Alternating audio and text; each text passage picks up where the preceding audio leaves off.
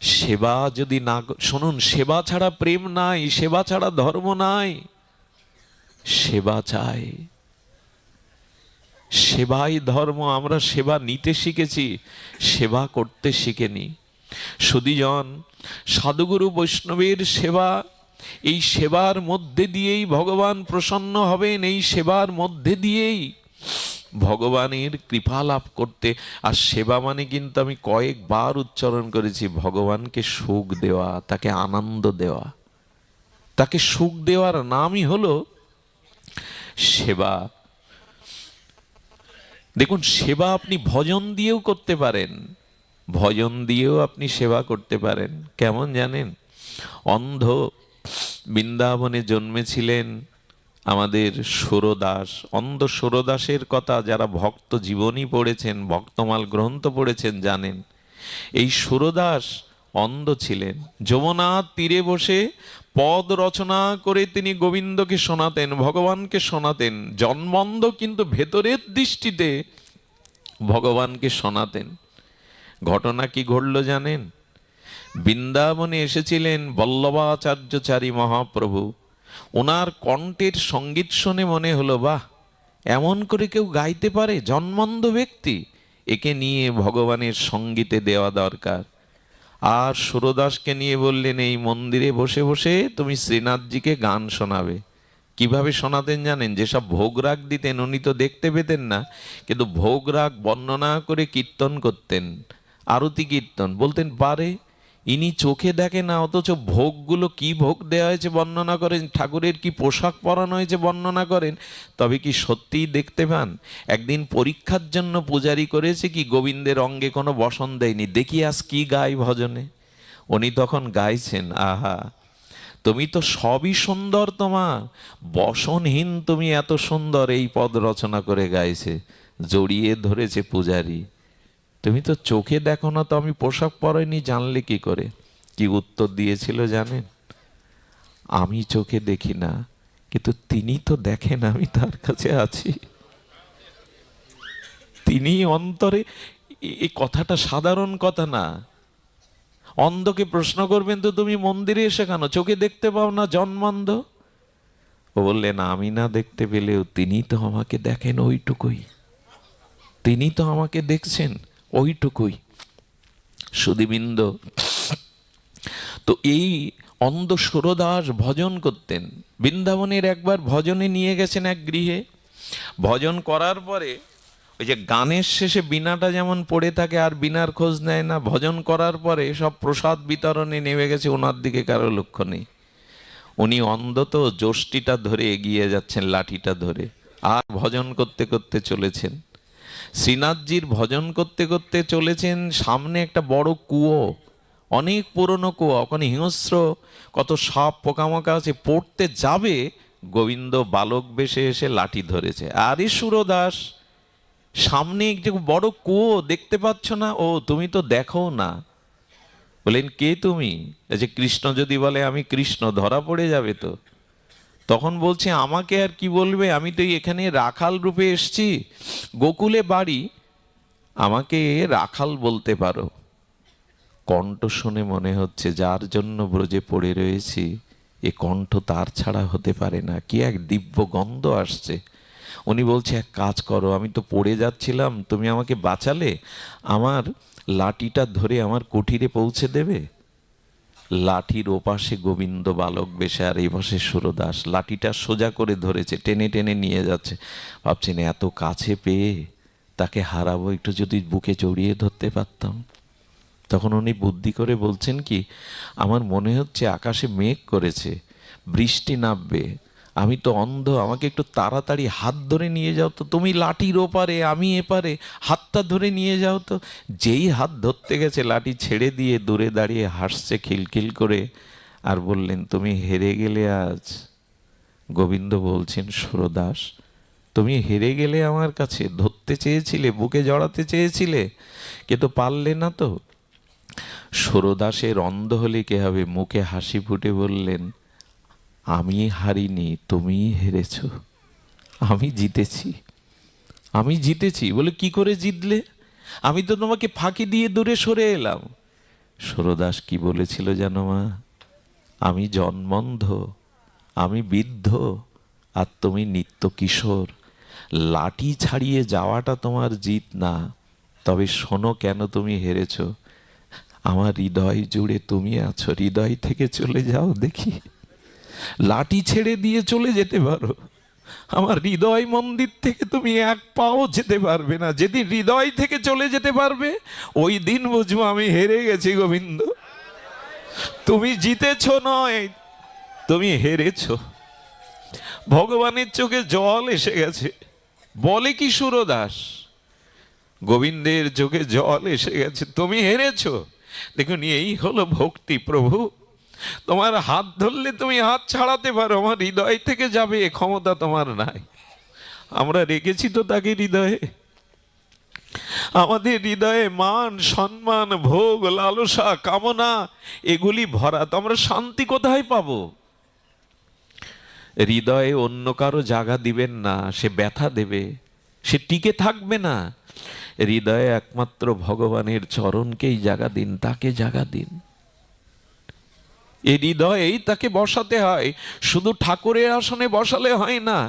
হৃদয়ের ধনকে, হৃদয়ের দেবতাকে হৃদয়ে বসাতে হয়। এ আমার আবেগ নয়। সুরদাসের এই কথা ভক্ত সমাজে এক বড় দৃষ্টান্ত। প্রভু আমি অন্ধ, আমার লাঠি ছাড়াতে পারো, কিন্তু আমার হৃদয় থেকে চলে যাও দেখি তোমার কি ক্ষমতা। গোবিন্দ মাথা নত করলেন, চোখে জল এলো। জগৎকে বলছেন, এই দেখো আমার ভক্তের স্বভাব দেখো, আমাকে হৃদয় থেকে সে চুল পরিমাণে ছাড়বে না। গোবিন্দের চোখে জল দেখে নিকুঞ্জ মন্দিরে রাধারানী বললেন, শ্যাম সুন্দর, নিশ্চয়ই কোনো ভক্তের জন্য তোমার চোখে জল। বলো কোন ভক্তের আনন্দে তোমার চোখে, ভক্তিতে তোমার চোখে জল এসছে? গোবিন্দ বলছেন, অন্ধ সুরদাস আজ এমন কথা বলেছে, ঠাকুরানী প্রেমময়ী, আমার হৃদয় বড় আনন্দ হয়ে গেছে। রাধারানী তখন বলছেন, তে এমন সুরদাসের মতো ভক্তকে আমাকে দেখাবে না? আরে তুমি ওই ভক্তের সাথে লীলা করো, তার ভজন শোনো, আমাকে তো কখনো নাওনি। রাধারানীকে বলছেন শ্যামসুন্দর, তোমাকে কেন নেইনি জানো? তুমি যাকে তাকে কৃপা করে করো, কৃপা দিয়ে দাও। তুমি যাকে তাকে যখন তখন কৃপা করো, করুণাময়ী, এই জন্য তোমাকে সব জায়গায় নেওয়া যায় না। রাধারানীর কৃপাটা গোবিন্দের থেকে কোটি গুণ বেশি। কেমন জানেন? বাবা কাছানো পরিষ্কার জামা পরে আর প্যান্ট পরে অফিসে যাচ্ছে কি দোকানে যাচ্ছে, আর ছোট বাচ্চাটা নাল ভরা, কাদামাটি মলমূত্র মাখা, এসে যদি বলে বাবা কোলে নাও, বাবা নেবে তো? ওই সময় নেবে? বলে এর মার কাছে যা, মার কাছে যা, এখন না এখন না, মার কাছে যা, বলে কি না? কিন্তু মা হয়তো খেতে বসেছে, খোকা গিয়ে বলছে বাবা কোলে নিল না মা, বাবা তাড়িয়ে দিল। মাও কি তাড়াবে? মা ওই ধুলা বালি, ওই ময়লা লালা মাখা সন্তানকে কোলে নিয়ে স্নেহের আঁচল দিয়ে মুছিয়ে দেয়। রাধারানী মায়ের মতো করুণাময়ী, গোবিন্দ পিতার মতো সবাইকে করুণা করেন না। গোবিন্দ যাকে তাকে কৃপা করেন না, কিন্তু রাধারানী যাকেই দেখেন করুণাময়ী তো, কৃপাময়ী তো, অপার করুণা তার। সুধীজন, রাধারানী বললেন, এমন ভক্তকে তুমি দেখাবে না? আরে তুমি না যাও, আমি যাব সুরদাসকে দেখতে। গোবিন্দ পেছনে, রাধারানী আগে আগে চলেছে। একটা কথা বলি, সুরদাস ভজন করছে কটিয়ায় বসে, নিজে পদ রচনা করতেন। 1,00,000 পদের মধ্যে 50,000 পদ গোবিন্দ নিজেই লিখে দিয়েছিলেন। ইনি উদ্ধবজি, উদ্ধবই সুরদাস হয়ে ব্রজে এসেছিলেন, সাধারণ নন। তো যখন ভজন করছেন প্রাণ ঢালা, গোবিন্দকে আনন্দ দেওয়া যায় গানে। যদি সুরের দ্বারা, ভক্তির দ্বারা, ভাবের দ্বারা, সঙ্গীতের দ্বারা ভগবানকে বড় বিবশ করা যায়। কবিগুরু রবীন্দ্রনাথ বলেছিলেন, যারে না পাওয়া যায় ধ্যানে, তারে যায় যে পাওয়া গানে।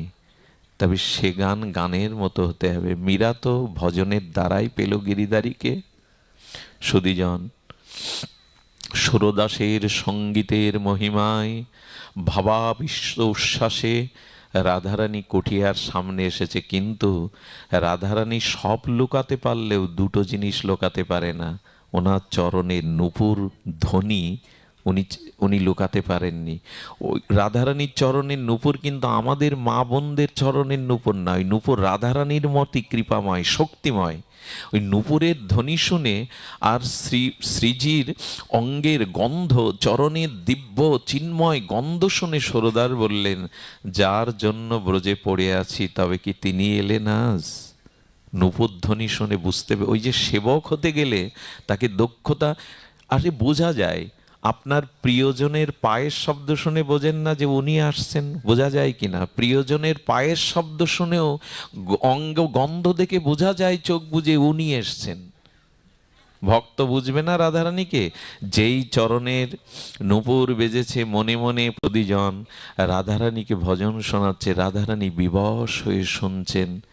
শুনতে শুনতে সুরদাসের মনে চেয়েছে, ওরে সুরদাস, তোর কুটিরের সামনে আজ কে দাঁড়িয়ে দেখ, গোবিন্দও যার চরণ দোকানা বুকে নিয়ে দেহি পদপল্লব মোদরম বলে মাথায় ধারণ করেন, সেই চরণ আজ তোর কুঠিয়ার।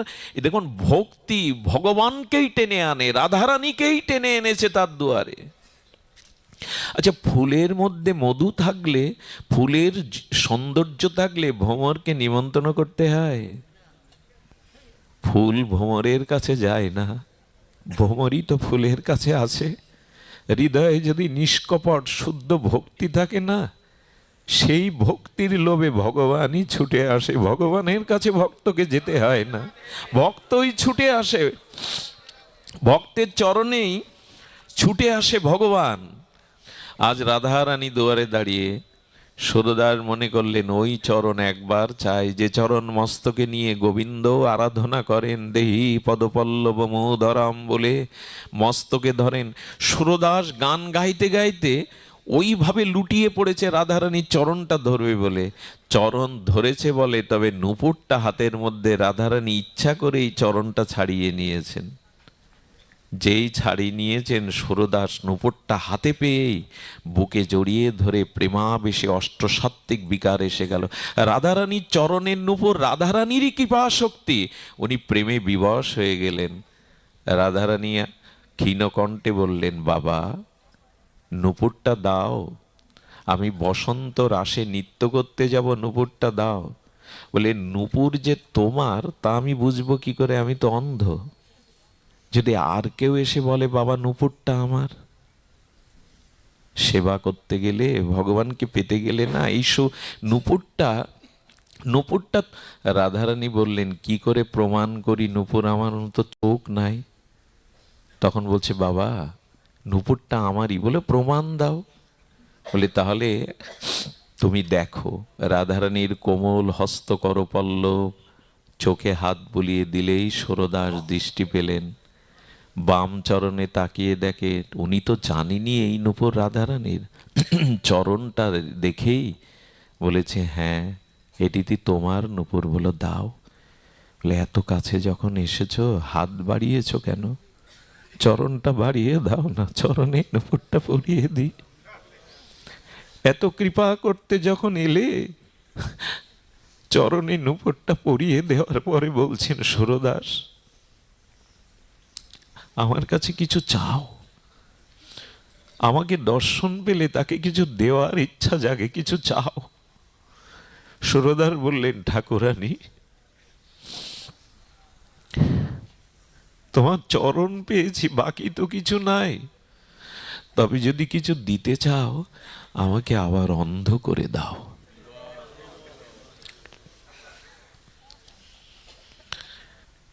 ভগবানের কাছে জগতের কিছু চাইবেন না। অর্থ বিত্ত মান সম্মান এগুলো চিরদিন থাকে না। কত সম্রাট, কত রাজা ধূলিসাৎ হয়ে গেছে তাদের প্রাসাদ। যদি চাইতে হয় তার সেবা চাইবেন, তার চরণে ভক্তি চাইবেন। অন্য কিছু চাইলে ভুল হয়ে যাবে।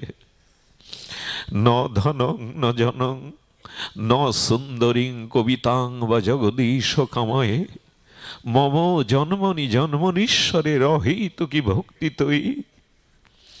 শ্রীকৃষ্ণ চৈতন্য মহাপ্রভু শিখিয়েছেন এই মন্ত্র। আমি ধন চাই না, আমি কবিত্ব প্রতিভা মান চাই না, সুন্দরী রমণী চাই না, তোমার চরণে যেন আমার অহৈতুকী সেবা ভাব হয়, ভক্তি হয়। অহৈতুকী, কোনো হেতু যেন না থাকে। রাধারানী বললেন, সুরদাস, এই নয়ন ফিরে পেলে আর আমাদের দেখলে এখন অন্ধ হতে চাইছো কেন? কেন জানো? শুনুন, কথাটি মন দিয়ে শুনুন। কেন চাইছি জানো? আমি জীবনে অন্য রূপ দেখিনি, আজ এই যুগল দেখলাম জীবনের প্রথম দৃষ্টিতে। অন্ধ কেন হতে চাইছি জানো? আর কোন রূপ যেন এ নয়নে জগতে আমি না দেখি। এই রূপ হৃদয়ে নয়নের মধ্যে যেন আমি বাঁধিয়ে রাখি। ওর অন্য কোন রূপ যেন আমার নয়নে আর না আসে। এই হলো সেবা। অন্য রূপ যেন আমার নয়ন মনে না ধরে, তোমারই রূপ যেন চিত্তে প্রকাশ হয়। এই হলো সুরদাসের সেবা ভাবনা। এটাই চিত্তকে স্বভাব করতে পারে। আমাদের কুকর্ম অধর্মকে একমাত্র বিতাড়িত করে চিত্তে প্রেম ভক্তি জাগাতে পারে এই সেবা ভাব। কি করে? তিনি সংসারের জন্য যারা করছেন দিনরাত, এ সংসার আপনাকে সারাৎসার কিছু দেবে না। যাদের জন্য মাথার ঘাম পায়ে ফেলে দিনরাত করতে হয়, সংসার করেছি যখন তাদের ভাবনা ভাবতে হয়। কিন্তু এই যাদের জন্য যা করছেন, গোবিন্দ বলছে কি, এক কাজ করো, পিতা মাতা স্ত্রী সন্তানকে যেরূপ ভালোবাসো, ওদের মতো করে আমাকেও একটু ভালোবাসো না। আমাকে ওদের থেকে বেশি ভালোবাসতে হবে না। ওদের প্রতি তোমার যে দায়িত্ব ভালোবাসা, ওরকম করে আমাকেও ওদের মতো করে নাও না। শুধু ঠাকুর ঘরে ছবিতে বাঁধিয়ে রেখো না, আমাকে সিংহাসনে বসিয়ে রেখো না। তোমাদের ঘরের একজনের মতো করে আমাকে ওই ভালোবাসাটাই চাইছেন উনি। পুত্র রূপে, বন্ধু রূপে, প্রিয় রূপে ওই ভালোবাসাটাই চাইছেন, যে আমাকে প্রিয় মনে করে, একান্ত নিজ মনে করে আমাকে ভালোবাসো। যদি সখা রূপে, বন্ধু রূপে, যদি পুত্র রূপে, বা প্রিয়া যেমন প্রিয়কে ভালোবাসে, প্রিয় যেমন প্রিয়াকে ভালোবাসে, তেমনি আমাকে ওদের মতো স্থানে বসিয়ে আমাকে ভালোবাসো। বলছিলাম সেবা। আমাদের উত্তরপ্রদেশে নয়, দক্ষিণ ভারতে, কর্ণাটকে একবার এক সরল বাবাজি গিয়ে বললেন, বাবা আমাকে দীক্ষা দিবেন?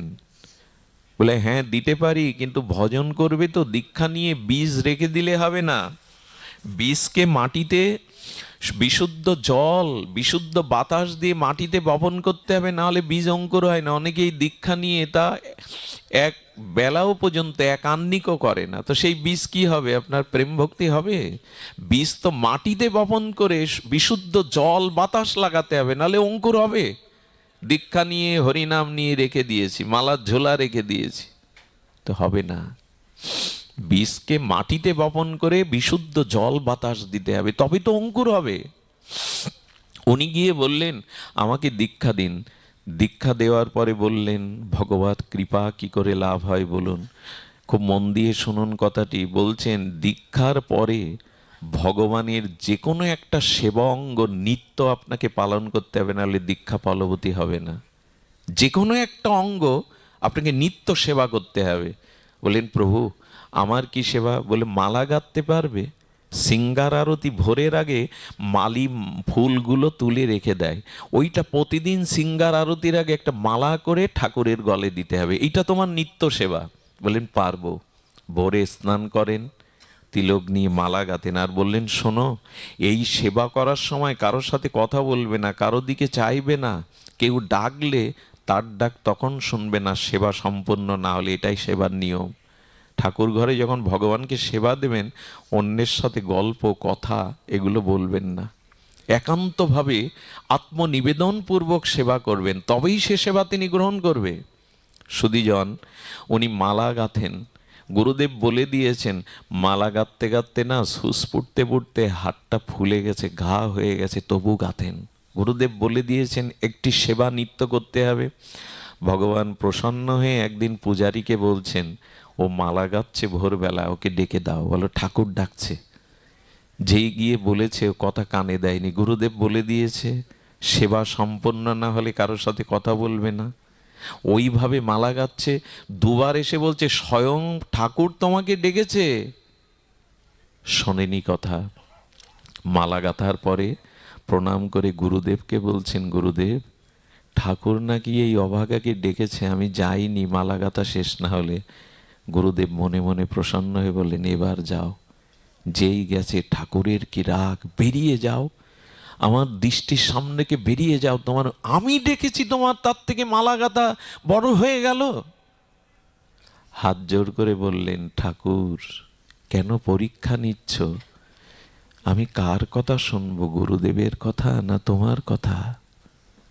তুমি তো গুরুদেবের স্বরূপ, গুরু বাক্য লঙ্ঘন করতে নাই, আমাকে কেন পরীক্ষা নিচ্ছ? আমি কার কথা শুনবো? যেই বলেছে গুরু বাক্য আমি লঙ্ঘন করতে পারবো না, গোবিন্দ প্রকট হয়ে বললেন, আমি তোমাকে পরীক্ষা নিচ্ছিলাম, তোমার সেবা নিষ্ঠা, তোমার গুরু নিষ্ঠা। বুকে জড়িয়ে ধরলেন।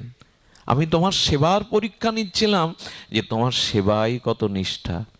আপনাদের মনে পড়ে মা যশোদা গোপালকে দুধ খাওয়াচ্ছিলেন দামোদর লীলাতে। সেই প্রভাতে গোবিন্দ ক্ষুধার্ত হয়ে মা যশোদার অমৃত স্তনপান করছে, আর যশোদার অনতি দূরে একটা কড়াইতে দুগ্ধ বর্তন করছিলেন, দুগ্ধ জাল দিচ্ছিলেন। দুগ্ধটা ছাপিয়ে পড়ে যাচ্ছে, এই দেখে যশোদা কড়া নামাতে গিয়ে গোপালকে জোর করে কোল থেকে নামিয়ে দিল। আচ্ছা, যার নবলক্ষ ধেনু, ওই কড়াইয়ের দুধ একটু অর্ধেক পড়ে গেলে কি ক্ষতি? গোপাল তোমার বুকের স্তন পান করছে মা, এর থেকে তোমার কড়াইয়ের দুধ বড় হয়ে গেল। এ বিচার আমাদের, যশোদার বিচার কি জানেন? সেবা করেছি বলে যাই না, আপ্তকাম পুণ্যকাম, যার ক্ষুধা তৃষ্ণা নেই, সে ক্ষুধায় কাতর হয়ে আমার স্তন পান করছে। ব্রহ্মা বললেন, কি ভাগ্য করেছো মা তুমি। হ্যাঁ, স্বয়ং ভগবান, যার ক্ষুধা নেই তৃষ্ণা নেই, সে তোমার কোলে শিশু হয়ে ক্ষুধায় কাতর হয়ে দুগ্ধ পান করছে, ধন্য তোমার প্রেম। সুধীবৃন্দ, যশোদা বলছে, কড়া কেন লাভাতে গেছি যেন? ওই কড়ার দুধগুলো আমার গোপালের সেবার জন্য। আমার মনে হয় কি যেন, ভগবানকে দিয়ে ভগবান পাওয়া যায় না, সেবা দিয়েই তাকে পাওয়া যায়। এই জন্য ভগবানের থেকে সেবা বড়। সেবার জন্যই তো তিনি আমার কোলে এসেছেন, তাই তার সেবার বস্তু তার থেকে বড়। এই কথাটি যেন আমরা অন্তরে নিয়ে যাই। সেবা না করলে আসলে ভালোবাসার লক্ষণ কি মা? এই জগতে কেউ যদি কাউকে অন্তর দিয়ে ভালোবাসে, তার লক্ষণ দুটো। এই দুটো লক্ষণ যদি যদি না থাকে, জানবেন ভালোবাসা মৌখিক, লোক দেখানো, ওখানে প্রকৃত ভালোবাসা নেই। ভালোবাসার লক্ষণ দুটি, কথার দিকে ধ্যান দিন। দুটি হলো, এক হলো তার কথা তার খুব মনে পড়বে, সব সময় মনের ভিতরে তার কথা জাগবে। দ্বিতীয়ত, তাকে হাতে করে সেবা করতে খুব মন চাইবে। এই দুটো লক্ষণ যেখানে নাই, সেখানে ভালোবাসা কি কি বললাম? যে যাকে ভালোবাসে তার কথা সব সময় তার মনে পড়ে, ভুলতে পারে না। শয়নে স্বপনে তার ঘুম থেকে উঠলেই তার মুখখানার কথা মনে পড়ে, আর সব সময় সুযোগ খোঁজে কখন হাতে করে তাকে সেবা করাতে পারবো। তা আমার ভগবানের প্রতি অনুরাগ ভালোবাসা এসছে, এ বুঝারও এই দুই লক্ষণ। এক, সর্বদা তার কথা মনে পড়া, আর তাকে হাতে করে সেবা দেওয়া। তাকে হাতে করে সেবা দেওয়া, এই লক্ষণই প্রমাণ করে, এই লক্ষণই প্রমাণ করে যে এটি সেবা। সুধীবৃন্দ, যাদের সেবা, যাদের চাকরি সারা জীবন করেছি, জানি না তাদের সেবা করে কি পেয়েছি, তবে ভগবানের সেবার মাধ্যমে কি পাওয়া যায়, ছোট্ট একটা দৃষ্টান্ত দিয়েই পাঠ বিশ্রাম রাখছে। আমার ভালো লাগছে, আমি শান্তদার প্রতি খুব রেগে গিয়েছিলাম, কারণ আমি আসতে চাইনি, শরীরও ভালো না, আর এই অনেকটা ভেতরে, এতটা ভেতরে আসাটাও পচ্ছে না, নেই। মনোজদা এসছেন, তার প্রতি খুব রাগ ছিলাম, কিন্তু এখন রাগটা জল হয়ে গেছে। আপনারা কত দূর থেকে, কত বসার কষ্টে কত মানুষ দাঁড়িয়ে আছেন। আমি ক্ষমা চাইছি আপনাদের কাছে, যারা দূরে দাঁড়িয়ে আড়ালে দাঁড়িয়ে আছেন। তাদের যদি এখানে বসে আমি ওখানে দাঁড়াতে পারতাম, আমার মনে হয় আমি উপলব্ধি করতে পারতাম। আমি আমার বয়স 9 বছর বয়স থেকেই ভাগবত জগতে, কিন্তু এখন জানি না আপনাদের ভাগবত শোনার যে এত উৎকণ্ঠা, এত ব্যাকুলতা, এটা আমাকে বিমোহিত করেছে, সব কিছু জল করে দিয়েছে। তো ধন্য আমি, কখন কার কৃপা কোথায় হয়ে যাবে। বলি কি, সংসারকে যতটা সেবা করছেন, ওর অন্তত কিছুটা অংশ ভগবানকে সেবা করুন। এটা করলে কি হবে জানেন? আমাদের এই পুরুলিয়াতে, ইন্ডিয়াতে একজন শিক্ষক ছিলেন, বৃন্দাবনের আশ্রিত। উনি শিক্ষক, ঘটনাটা অনেকবার শুনেছেন আপনারা যারা মিডিয়াতে পাঠ শোনেন। তো উনি প্রতিদিন ভগবানের সেবা করে স্কুলে যেতে ওনার বিলম্ব হয়ে যেত। সেবায় বসলে সময়ের দিকে আর খেয়াল থাকতো না। তো স্কুলের হেডমাস্টার বা ম্যানেজিং কমিটি তার প্রতি খুব নাকশ ছিল। তাকে বারবার বলতেন, আপনার কিন্তু চাকরি থাকবে না, আমরা উপরে নোটিশ পাঠিয়ে দেব, আপনি ইচ্ছা মতো দেরি করবেন, ইচ্ছা মতো আসবেন, কিন্তু ভগবানের সেবায় বসলে ওনার সময়ের জ্ঞান থাকতো না। আচ্ছা, লোভী ব্যক্তির সামনে ভালো খাদ্য দিলে কি হয়? খাদ্য রসিক লোভী, নিয়ন্ত্রণ থাকে কতটা খাবে। তো ভগবানের সেবা করতে করতে এত লোভ তার, কখন যে সময় পেরিয়ে যেত। কিন্তু ম্যানেজিং কমিটি ডেকে বলল, শুনুন, আগামীকাল স্কুল ভিজিটের জন্য ওপর থেকে টিওনো মহোদয় অন্যান্যরা আসবেন, আর আপনি হিসাব রক্ষক, হিসাব নিকাশ আপনাকেই দিতে হবে। কাল যদি সময় মতো না আসেন, আমরাই বলছি চাকরি থাকবে না, আপনি ছেড়ে দিতে হবে। অনুরোধ আপনার কাছে, দয়া করে স্কুলের সম্মান বাঁচাতে, আমাদের সম্মানের জন্য আপনি কাল আসবেন। সকালে একবার মনে করেছে যে আজ তাড়াতাড়ি একটু সেবা দিয়ে চলে যাব, কিন্তু সেদিন তার ভেতরের ভাব ভক্তি যেন উচ্ছ্বসিত হয়ে উঠেছে। ঠাকুরের চরণে তুলসী দিয়ে বললেন, মাধব, সারা জীবন সংসারের সেবা দায়িত্ব করে গেলাম, তোমার সেবা করব বলে এসেছিলাম, এই হাতকে কথা দিয়েছিলাম প্রভু তোমার নামে দুবাহু তুলব, সাধু বৈষ্ণবের সেবা করব। এই চোখকে কথা দিয়েছিলাম, এই চোখকে কথা দিয়েছিলাম যে তোমার তোমার ভক্তকে, তোমার ভগবানকে দেখব, একটু ধ্যান দিন। এই কর্ণকে কথা দিয়ে এসেছিলাম, তুমি কর্ণ দিয়েছ, কর্ণপুটে কর্ণ ছিদ্রে তোমার গুণমহিমা গুণকীর্তন শুধুই শুনব। এই জিহ্বাকে বলেছিলাম, তুমি কত কথাই বলো, যেন রাধা মাধব বলো, ভগবানের নাম বলবে, আর এই জিহ্বাই গোবিন্দের প্রসাদ নেবে। আমার পাকে বলেছিলাম, পা তুমি যেখানে হরি কথা, যেখানে ভগবানের ধাম, সেখানে ছুটে যাবে। এই বক্ষকে বলেছিলাম, তুমি ভক্তকে বুকে জড়িয়ে ধরবে, ভক্তের চরণ ধুলি মস্তকে মাখবে। মাথাকে বলেছিলাম, সবার মধ্যে ভগবান আছেন এই ভেবে মাথা নত করতে, দিন বা দীনতা হতে।